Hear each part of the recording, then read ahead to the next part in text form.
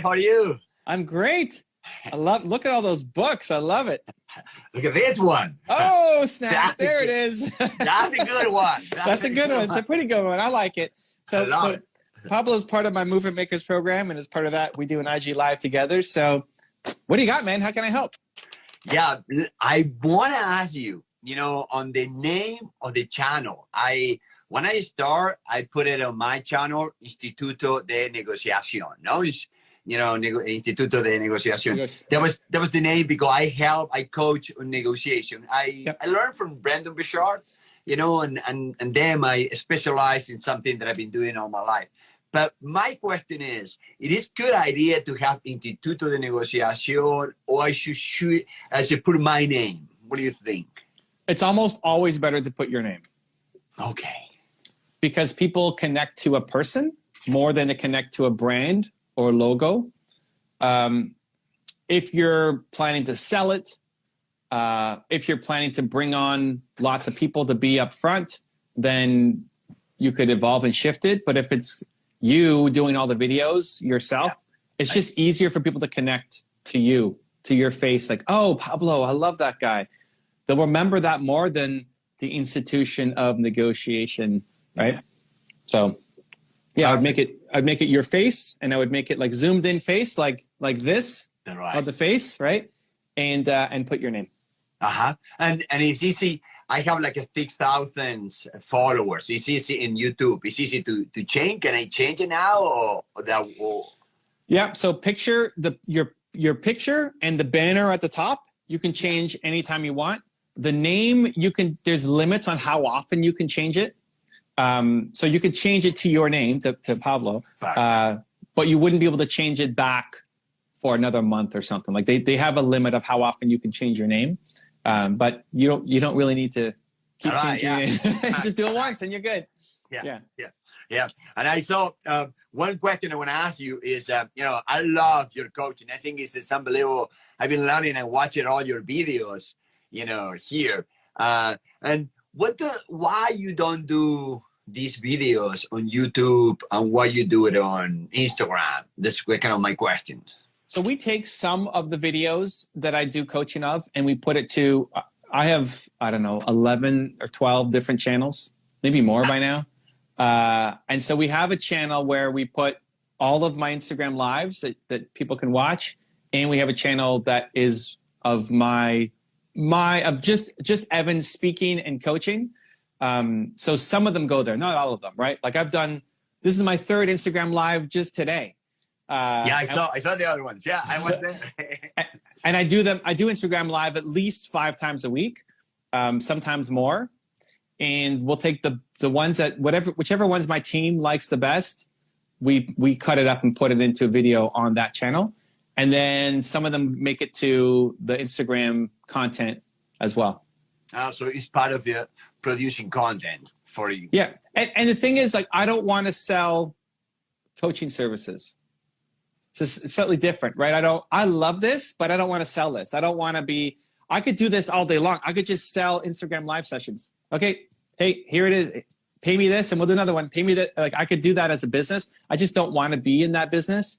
But if you want to do it for negotiating, I think it's a great way to be able to recognize the talent that you have. Because there's one thing to make a video just saying, here are the top 7 negotiation tips for how to get a new client or for how to get that job interview or whatever negotiating kind of topics you're making.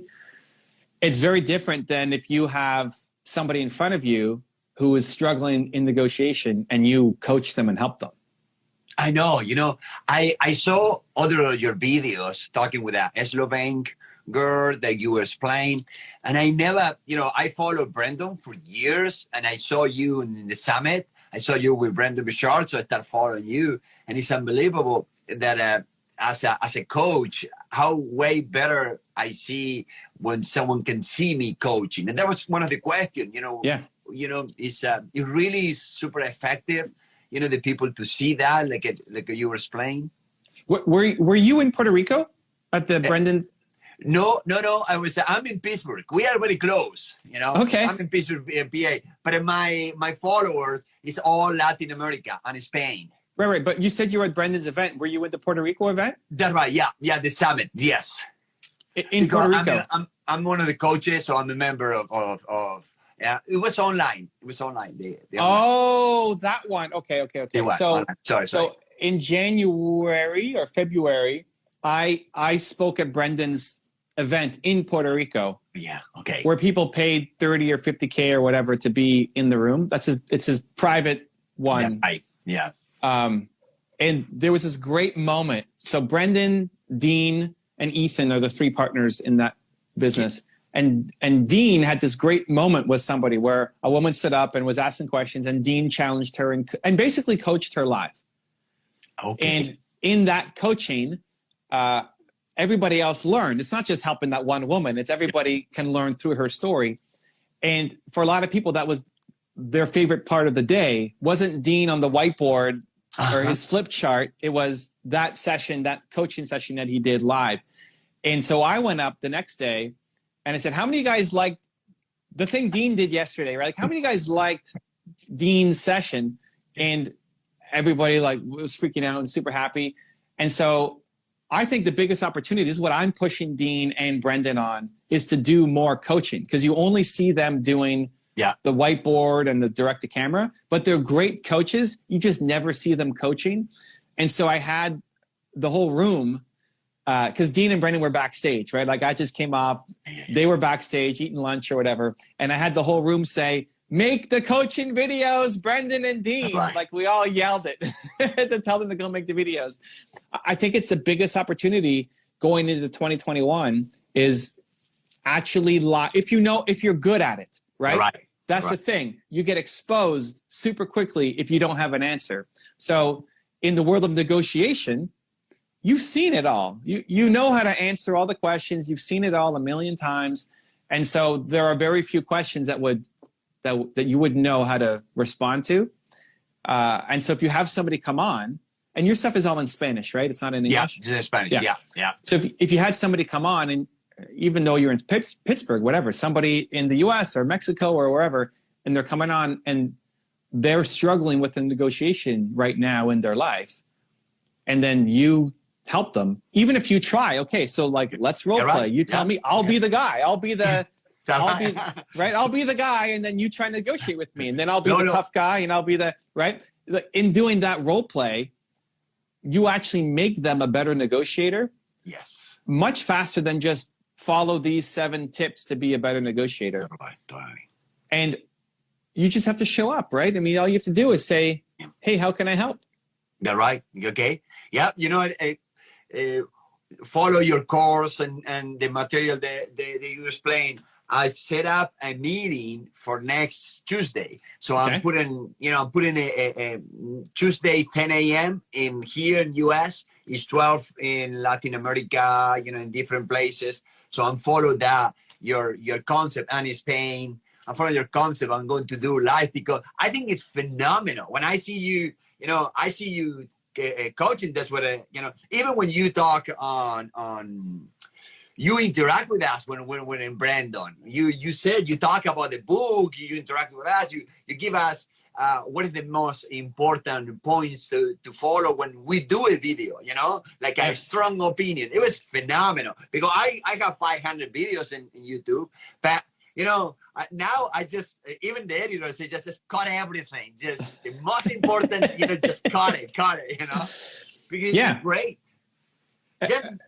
Sorry. So that's awesome. I think at the beginning you have to book the people yourself, right? So people don't know that you're going to do live coaching yet. Yeah. So if you set a schedule that every Tuesday at 10 a.m. you're going to be doing live coaching, your first 4 or 5 people you book yourself. You DM them and say, hey, I'm doing this for free. Okay. Can I help you? Do you want to join live? And some people will say no, and some people will say yes, and then you book them, where after you start doing it for a while, people will get used to it, and then people will say, you don't even have to book the guests. People will just put their hand up, right? Like, we booked this in advance through my assistant, right? But if you weren't here and I had an open spot, I would just go live and people would say, hey, can I join? And then we just do coaching. Okay. Right? Perfect. So you book the first few people yourself, but once you have especially if you have a consistent time, like every Tuesday at 10 a.m., people know to join you, then ultimately it takes over and then people will just ask to join you. Okay. And it's fun, dude. It's fun. I know. You're absolutely right. And, I do love your book and all your videos is to serve. I do, you see people who do that for money and you see you and your wife and on the car and making jokes. It's unbelievable. And I do have that to want to help Latin American people, Spanish people. I built my company here in US. We did it very well as a consulting. I went to Harvard Law School with Roger Fisher. So here everything is good, but Latin America needs so much help, and on that part, there's so much help on how we develop the negotiation, how we develop the skill. They only have 5 books that is important here. There's no translation in Spanish, So I feel that. And one question I want to ask you that I've been thinking is, every Tuesday, an afternoon, we do a Zoom event where there is days that I have 400, 450, 200 people. And we do it on Zoom because of the interaction. Yep. Do you think that I should do it? And we try, and from Zoom, we go and we do directly now in YouTube. Now, thank you to you, follow you, learning from your team, But do you think I should go directly live? No. Okay. No, YouTube Live sucks. The only reason to go YouTube Live is if you want to promote something right away. So if you're going to launch your own book, or you've got some course coming up, or some event that you're speaking at, or something that you want to get a lot of eyeballs on, then YouTube Live is great. But most YouTube Live videos, after they go live, never get any attention. Oh, okay. The algorithm just kills the live videos. Even if I do a video, sometimes I do a video live, I put it live and my editor work later with this. It's just better off to do private and then? Yes. So if you're doing Zoom, I would keep it on Zoom. Okay. The beginning of a Zoom call is kind of boring anyway for a YouTube viewer. It's great for the live audience where you welcome people in and how are you doing and oh my gosh and all this stuff. But for a YouTube video, you got to hit them with something strong right away, which usually doesn't happen in a live Zoom. So how long do you do your Zoom? Like how long is the session? 2 hours. 1 hour and 2 a half, hours. 2 hours. That's awesome. And it's you talking or it's you interacting, you answering questions? What is it? I talk for an hour and a half and then all questions, all questions. And I talk about the best books, the best book here in our state, the best technology on negotiation, persuasion, influence. Yep. And every, what is it? Every 2 weeks? Every week? Every week, Tuesday, 6 p.m. And how do you come up with the topics? For the book, like next week is this book. Last week is last week was Cialdini. Cialdini, right? So I just come up with one topic and people are engaged. I have a lot of people. In the beginning, I did a lot of advertising, to get the people, But now it's just the community, So 2 things. One, I would definitely edit that video down for a YouTube video. I would take your 2 hours and cut anything that's not super valuable, but especially the intro. The intro is probably not going to be great in a Zoom, and maybe the extra. Take the highlight moments and put it to the beginning. Coming up, or I don't know how you say coming up in Spanish, but... Está viene. What is it? Está viniendo. Está viniendo. Viniendo. Está viniendo. Okay? Está viniendo. At the beginning, like at the bottom, right? And the best moments. And then that's a weekly YouTube video for your channel for sure. I love it. The thumbnail, I put your face and then the book cover, if it's always around the book. I would play with doing more. If you're doing 2 hours, I would play with doing more audience interaction. I would play with like an hour of you talking and then an hour of interaction. Okay. Where you're taking like the questions, because the more you make it feel like it's for them, the better experience you're going to have. So it's not just listening to a lecture. Okay.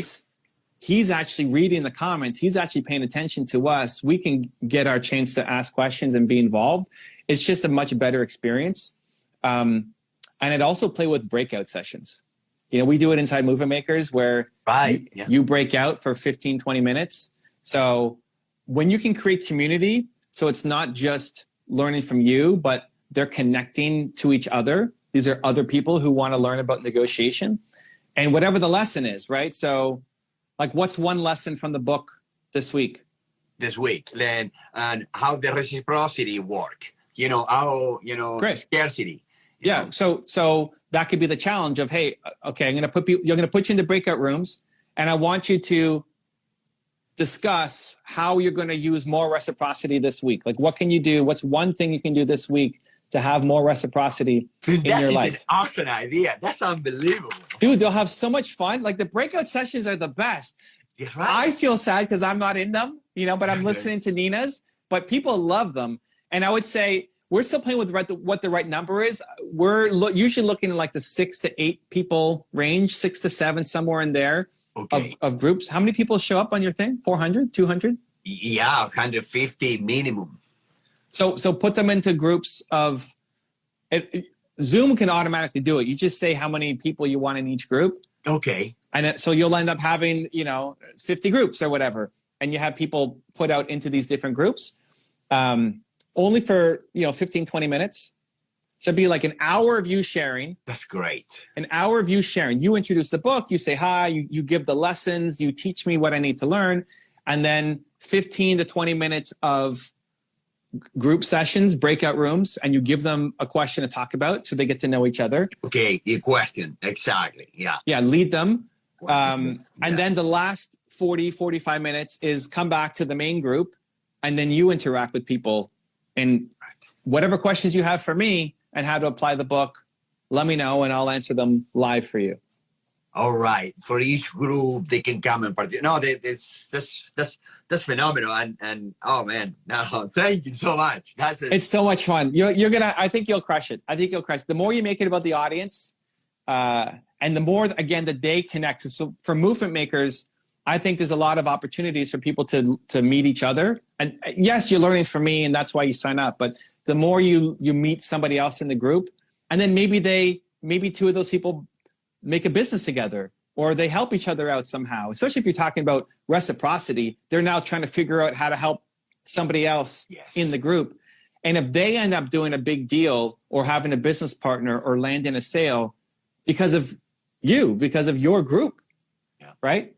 Then that just elevates the experience and also gets them talking about you and your brand a lot more, and they're going to want to come back for the next one and the next one and the next one. You absolutely right. You know, with Brandon Bouchard, we are like 30 people from all Latin America and Spain that we connect, and believe me, we go to the event to see each other. You know? Yeah, it's true. I mean, it's a little sad. I mean, I like to think people come to learn from me, but it's great that you get to meet each other. You learn from them. You know. No, I know. But it's fun. You're creating a little family, and a lot of these people, who are joining your session, they want to learn about negotiation and they want to build a better business or better life for themselves or better career. And they don't have anybody else that they know who's kind of pushing them. Their parents, their family, their brothers or sisters, they're not doing big things, a lot of them. And so they're kind of crazy joining your live stream to learn about negotiation. Yeah. And so it can be hard to stay ambitious and stay driven and stay wanting to do more. But now when you connect them to somebody else who's like them, it's like, oh, I have some friends now who are also trying to do something bigger. So yeah, I think it's awesome. I think you'll love it. I think the more you interact with people, the more fun it's going to be for you too. And those can be great Now, when you cut the video on Zoom doesn't record the breakout sessions. I see. Okay. Yeah. So yeah, because you're right. You know, so you got to cut it, right? If you're going to put it to YouTube, you have to cut that blank part about the group sessions.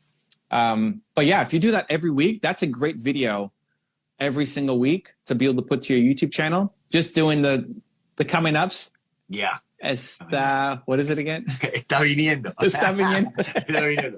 No, I love that. And okay, so with that idea, when I hear you talking and see you said, oh, you know, we're going to go live. Okay, the channel increased a 43% retention. You know, like one of these, it was 43, so it was huge for us. You know, how many more people they were having. You know, no subscription yet. You know, subscription we every month with 300, 400 people a month because it's very specific. It's very, you know, it's very specific to negotiation, to sales, leadership. You know. Yeah, but that's huge. How many people who speak Spanish need to learn about negotiation, leadership, and sales skills? Like that's a lot of people. Yeah. Just YouTube lives alone, you can get eyeballs on it, you can get people to watch it, but that's it. Afterwards, they're gone. And if you're doing a YouTube live, they can't join in on the Zoom rooms either. So you're going to say breakout session, and it's like, oh, where? That's right. No, where am I going? Great. So keep it to Zoom, and then the replays, an edited, cut down, hour and a half replay to YouTube. And then you can then say, hey, if you want to join our lives, we do this every week. You want to join us? Click the link. And I don't know how they get to is it a Facebook group or how do you actually get people to join? That's right. We have with Kajabi, we have a link. So people go in and they will just get it on Kajabi. Yeah. So Kajabi. So you have the link. Hey, if you want to join us live for the next session, there's a link in the description. Go join us. We'll see you next week. Oh man, that was phenomenal. I'm going to go back to you. I'm going to tell it because I do think that is great. You know, we were talking with one of the persons that they interact. They said, hey, you know, sometimes you're talking too much. And I feel that. But also I participate, like the other day, I participate one person and she just went off, you know, and off and on and on and on. And it was rude to me to cut it off. But many people were in the chat say, "What's he talking?" Okay, but the way around it is you can still talk, but answer their questions. Yeah. Yes. So it doesn't mean you have to bring people in on the Zoom because if you bring the wrong person in, it's super boring, or if they're talking too much, that can cause problems. But they're typing in the chat. You can see what they're saying. This is what's different on a Zoom versus in a live. If you're speaking on stage with 2,000 people, you don't know what questions they have. You don't know what they're thinking. There's no direct feedback. That's right. But on Zoom, so you have to just keep talking. Yeah. On Zoom, you see, like, wow, that was great. But what does he mean by this? Like, why did he say that? And you see that and said, hey, Angela said this.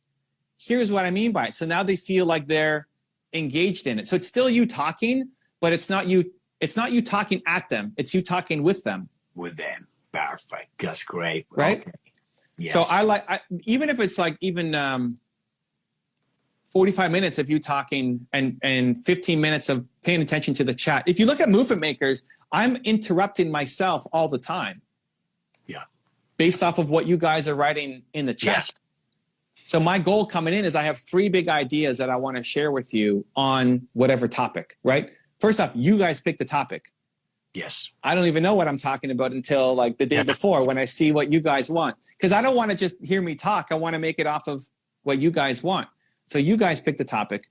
And then once we're in, I have my 3 big ideas. But during my first session of talking about the 3 big ideas, I'm constantly stopping to answer the questions that my assistant pulls from me. Because I think it adds, I just like it. I'd always rather make it about who is there watching instead of just me talking to myself. So just flip it. Like it's still you, but instead of an hour-long presentation, you're interacting with the audience. No, that's great. That's phenomenal. When you do the videos, there is any time, a special time, we're doing, like you said, we're doing one video per day. No, is any time, especially any time, the best time to upload the video? Any advice on that? Doesn't matter. No, it doesn't matter. And YouTube's talked about it too. For the long-term success of the video, it doesn't matter. What matters is, one, that's consistent, and then two, that it's I would just pick a time every day. So my videos on my main channel go live at 6:45 every day. Okay. Every day 6:45. Every day 6:45. So it's not one day at 3 and one day at 8 and one day. Just create a consistent schedule. For the long-term success, it doesn't matter. YouTube has even put out a graph on your analytics where it shows when your viewers are online. Okay. Yes. And the reason why they did it is because of live streaming. So if you're going to do a live stream to YouTube, it's helpful to know when your audience is online. But they said for posting videos on demand, for posting just regular videos, it doesn't matter what time of day you're posting. And when you upload one video, no? Say, for instance, upload at 10 a.m., upload one video with our process. And then 11 a.m., I want to go live. That kill my other video. I have a person in space. So, don't do that because he's killing the other video. You got to get the other video to do. What do you think about that? Yeah, it does a little bit. But honestly, I wouldn't go live on YouTube anymore. No? Only Zoom. Go live on Zoom. Okay. Because to get the full experience on YouTube, you can't put people into breakout rooms. You can't do the same thing as on Zoom. So somebody's watching from YouTube when you're doing breakout rooms, they're just bored for 20 minutes now watching a black screen. Yeah. No, sometimes I go live just to invite people to the next event. Or, hey, we're going to tomorrow. Sometimes I do 10 minutes live, a small live.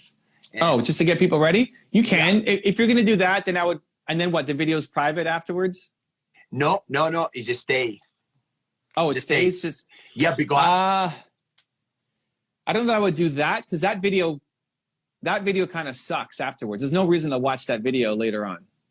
Okay, perfect. Yeah. And then I would just make my videos go live later, right? So if you're going to do that at 11 in the morning, saying, hey, we're going live, or 10 in the morning, then you make your video on the main channel go live at 5 o'clock or something later on in the day. Okay. So you will change that. So what is the algorithm? The algorithm? Yeah, it's hard. Like if you release a video and then go live, your release video could get hurt in the short term. Long term, it won't make a big difference, but the short run it could, because one is stepping on top of the other. That's right. I did it. So how many videos do you recommend a day? After one, I don't recommend it. After one, like getting to one is great. Every step along the way to one is great. I've gone as much as 3 a day. If you're able to do more than one a day, then I would look at a second channel. Okay. So if you're making a video every day, yes, you'll likely get more leverage out of a second channel. So now you have a channel for books, and then a channel for coaching, or a channel for leadership, and a channel for negotiation, right? You split it up. But are you at a video a day right now? Yes. Yeah, we are.